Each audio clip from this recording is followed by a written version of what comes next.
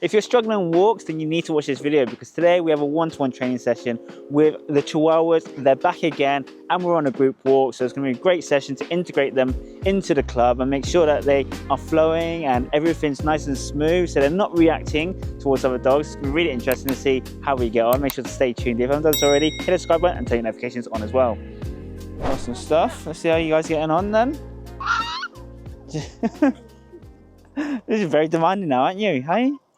Very demanding. You can, if you want to, you can do one lead in each hand if that's easier for control. Yeah. And then it'll just be intermittently, you might pass the leads into one hand and get your treats out. Yes. And that's how I would walk two at the same time. Yeah. Definitely I would try taking new environments as regularly as possible. What you might notice today is, because it's a new environment, there's a lot of new smells for them. Yeah. Versus, you know, if you go around your local area quite regularly, they're looking for new smells or new stimulation in that same environment. Whereas if you take them there, you get them used to all these different new environments, so it becomes a new normal, then they'll naturally be a lot more chilled. So Peanut, because I think last time we ended up using the slip lead for him, yeah. You might be considering actually let's walk Peanut on the collar, okay, as opposed to the harness, because if you feel like you're gonna have to do this a lot of the time, then you might be better off with the collar as opposed to the harness. Because you can see if you like bring him back, he's like, oh, I'm just going to pull again, and so on and so forth. It's good. Good boy. You can see when he's out here though, there's definitely some anxiety in there, like with the cyclists and things like that. You see that in his body language. Now it's slowed down a bit. So yeah, so a big group of dogs coming up our way. What we'll do is just get them heel walking towards them. Yeah, just get a bit of focus. And what we'll do is, just before we get to the dogs, we'll do a little U-turn. So we'll start at the front and then we'll work our way into the middle and then at the back. Yeah. That suits you, Dan. Yeah, doesn't it? I thought so. No, hello, little Peanut. Oh, bless you, mate. Very scared, aren't you? Oh, no. Bless him. Cool. And we'll do a little U-turn here. And you ready? Little U-turn? Yeah, so this is good. Just got to maintain that focus now, because there's dogs constantly around us. This way. And then, yep. He'll walk as we're going. So I don't reward her now. Yeah. So I focus on setting boundaries. So I'm walking. Yeah. So as you're holding them both, I'll take both leads for now. I'll take both. Yeah. So as we're walking here. Back. Yeah. Good girl. Well done, gorgeous. That's much better. Ready, guys? Back. Good girl. Ready? Oh. That's all right. We're coming up now. Cool. So I'll pass you these two back. Yeah. So I'll probably have the leads much shorter. Think about the leads that we have here, about half the length at the moment. Especially if we're getting close to dogs, right? We want to make sure they're right by our side, not pulling towards or, you know, forwards, left or back.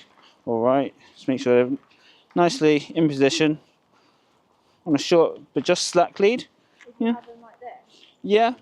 So you want to see just a bit of slack in there. So you see how this lead is at the moment? It's just a bit of slack. Yeah, that's what we're looking for. So if you do want to do any hill walking, what you'll do is you'll literally just pass one lead into one hand, yeah? So you've got one hand with both leads in there, and then that free hand will then bring out treats, but you still will need them both by your side.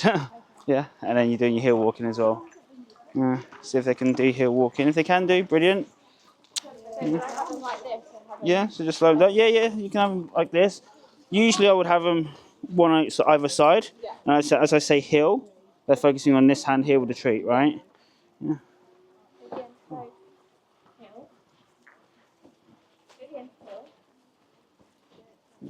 If you can distract, I put in air quotations because I don't really like to use the word distract, but what I want is they see the dog, yeah, and I'm timing the heel walking so that they see the dog and then focus on you.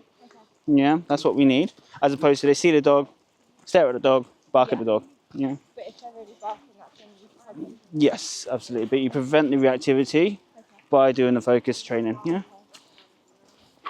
So you ask them to heel? Yeah. Good. Cool. Excellent.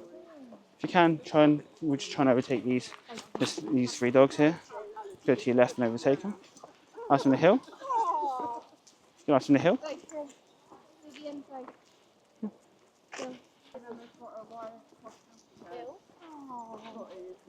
Good. Nicely done. That's cool. Then we just drop back for a second and wait for the opening again. Yeah, looking good. Looking a lot better. Yep, getting working. Cool.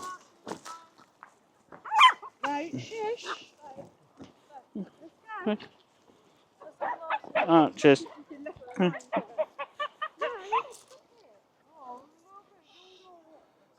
Yeah. Yeah, good. All good. With your weekends then, let's have a look at going with someone new. Yeah, so you might do like one on a Saturday, then you can try like Rushmere Park or something on a Sunday, you know, or there's Salty Forest as well. There's definitely a few options there.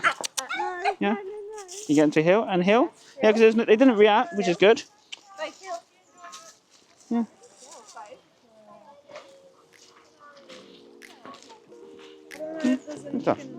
Lovely little one-to-one training session there with the Chihuahuas. Now we could see how big of a difference it makes when we have that structure and those boundaries in place as they're walking past dogs, and we were very clear on the communication, making sure that we weren't rewarding the unwanted behaviours of barking and reacting. So lovely session there. I hope you have enjoyed this video. Of course, if you have, don't forget to hit the subscribe button and turn your notifications on as well.